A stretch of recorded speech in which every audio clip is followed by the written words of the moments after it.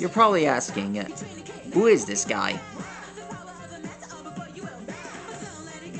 This creature is called a saibaman.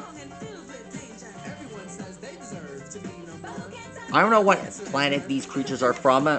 All I know is that from Dragon Ball Super, this guy is a servant for Nappa.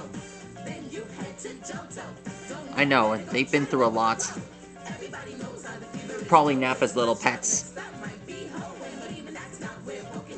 Maybe we'll see them again.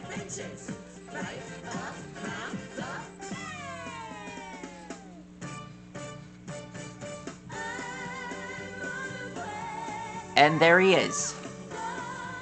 May this be a reminder that these little aliens, I hope these guys can be useful in the next Dragon Ball adventure.